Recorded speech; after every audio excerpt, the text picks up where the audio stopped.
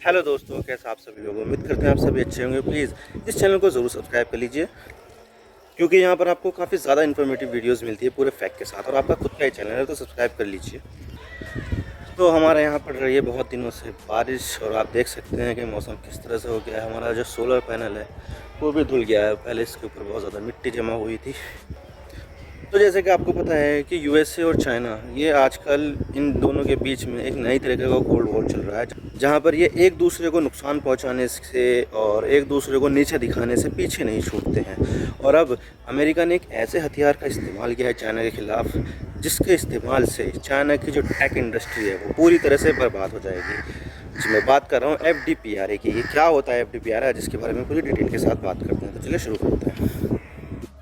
तो the Washington Post, US imposes tough rule to limit China's access to high tech chips. यानी कि यहाँ पर यूएसए ने बहुत ज़्यादा टफ रूल लगा दिए हैं चाइना की जो हाई टेक चिप्स है ना उसके लिए, कि भाई अब इसको हाई टेक चिप्स जो है ना चाइना को वो नहीं मिल पाएंगे। 7 अक्टूबर का आर्टिकल है ये। तो चाइना ये एक ऐसा देश है जो टेक्नोलॉजी के मामले में काफ़ी ज़्यादा आगे निकलता जा रहा है, और आप भी इलेक्ट्रॉनिक्स एंड टेक्नोलॉजी की चीज़ों में चाइना को बढ़ते कदमों को महसूस कर पाएंगे। चाहे लैपटॉप मार्केट देख लो, इसमें आपको लेनोवो का दबदबा देखने को मिलेगा, और दूसरी कंपनियां भी है जो लैपटॉप बनाती है जैसे कि रियलमी, शाओमी, इन्फिनिक्स आदि। और अगर हम मोबाइल सेक्टर में देखें तो यहाँ पर चाइनीज़ मोबाइल पूरी दुनिया में छाए हुए हैं, जैसे कि MI है, Xiaomi, Vivo, Oppo, iQOO, one plus, Redmi, Realme आदि। दुनिया भर में चाइनीज़ फ़ोन सबसे ज़्यादा बिकते हैं अगर हम इनकी करेक्टिव वैल्यू निकालें तो टेक इंडस्ट्री चाइना के लिए बहुत ही ज़्यादा क्रूशियल है। लेकिन यहाँ पर चाइना को अब काफ़ी ज़्यादा दिक्कतें आने वाली है, क्योंकि देखा जाए तो इन टेक इंडस्ट्री में जो चीज़ सबसे ज़्यादा क्रूशियल है वो है एडवांस कंप्यूटर चिप, और ये बनती है यूएसए में। जैसे कि इंटेल बनाती है, AMD बनाती है, एनवीडिया बनाती है, जैसी कंपनियां ये एडवांस कंप्यूटर चिप बनाती है।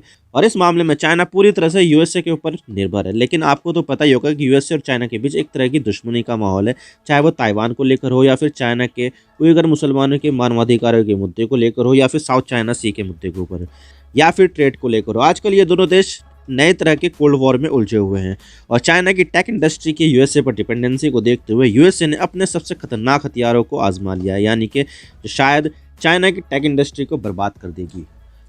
और अब यूएसए की बाइडेन सरकार ने अपने सबसे एग्रेसिव रूल को चाइना के अगेंस्ट अप्लाई कर दिया है। इसका नाम है FDPR, यानी कि फॉरेन डायरेक्ट प्रोडक्ट रूल।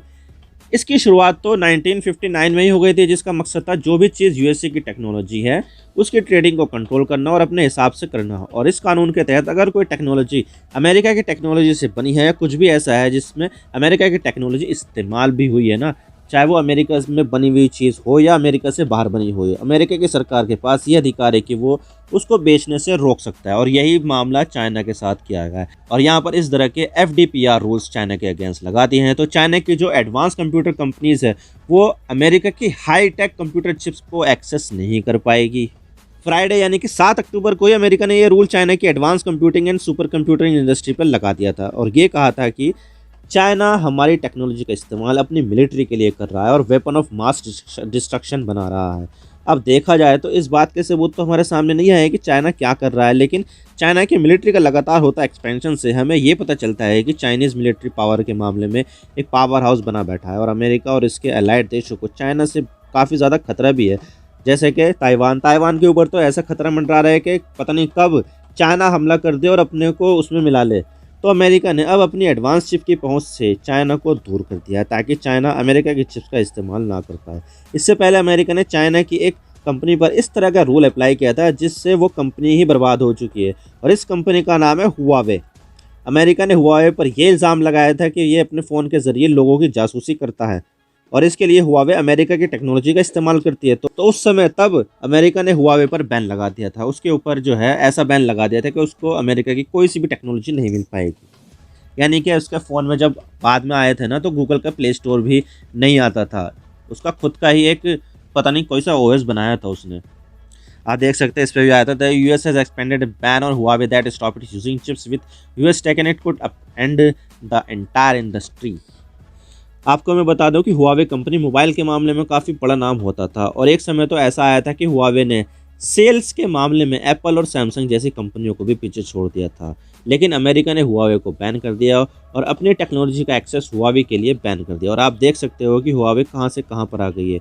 एक समय दुनिया की सबसे बड़ी मोबाइल कंपनी आज लगभग पूरी तरह से ख़त्म हो चुकी है। और अब जिस तरह से अमेरिका ने चाइना की पूरी कंप्यूटर इंडस्ट्री को अपनी एडवांस चिप्स का एक्सेस बंद कर दिया है, तो उसे देखकर तो अब ऐसा ही लगता है कि जो हाल हुआवे का हुआ था अब वही हाल चाइना का होने वाला है। यानी कि चाइना की टेक इंडस्ट्री अब पूरी तरह से बर्बाद होने वाली है।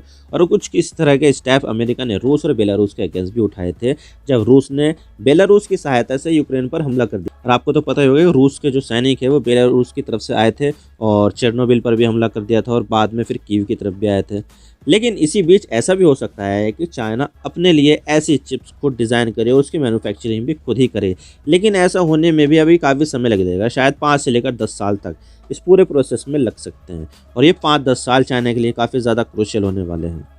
और वैसे देखा जाए तो चाइना की कई सारे सुपर कंप्यूटिंग कंपनियों पर रिस्ट्रिक्शन अमेरिका पहले ही लगा चुका है और उन्हें पहले से ही अमेरिका की चिप का एक्सेस नहीं है। तो ऐसे में उन कंपनियों ने खुद ही ऐसी एडवांस चिप्स को डिज़ाइन और मैन्युफैक्चर करना शुरू कर दिया। यानी कि उन्होंने पहले से ही अमेरिका के सैंक्शन से बचने के लिए उसका तोड़ निकाल लिया था। और अब जो रिस्ट्रिक्शन लगाई गई है नई कंपनियों पर, तो अब और ज़्यादा कंपनियां अपने चिप खुद ही डिज़ाइन करना शुरू कर देगी। अब ऐसा होगा कि जो काम अमेरिका ने किया था वो उसके ऊपर उल्टा ही पड़ सकता है, क्योंकि पहले तो चाइना की डिपेंडेंसी अमेरिका के ऊपर थी, लेकिन इस चीज़ से चाइना खुद एक चिप मैन्युफैक्चरिंग हब बनकर सामने आ सकता है। और इससे फिर वापस अमेरिका को खतरा हो जाएगा और इससे वो देश भी चाइना का साथ देंगे जो अमेरिका को पसंद भी नहीं करते थे।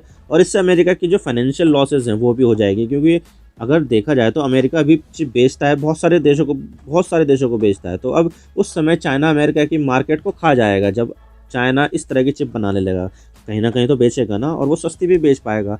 इससे अमेरिका को काफ़ी तगड़ा नुकसान होने वाला है। लेकिन ये सब तो फ्यूचर के ऊपर ही डिपेंड करता है कि आगे क्या होगा, मामला चाइना की तरफ मुड़ता है या अमेरिका की तरफ, ये सब फ्यूचर के ऊपर डिपेंड करता है। आप मेरे इंस्टाग्राम पर भी जुड़ सकते हो। आप सिंपली जाइए इंस्टाग्राम में और सर्च कीजिए I_Imran Siddiqui और आप मुझे फॉलो कर सकते हैं। इसके अलावा आप मुझे ट्विटर पर भी फॉलो कर सकते हैं, यहाँ पर भी सेम ही यूज़र नेम है I_Imran Siddiqui। तो दीजिए मुझे इजाज़त, मैं मिलता हूँ आपसे नेक्स्ट वीडियो में। अगर आपको वीडियो थोड़ी सी भी पसंद आए तो चैनल को ज़रूर सब्सक्राइब कीजिए। Thank you for watching. I really appreciate your precious time. God bless you all. Now signing off.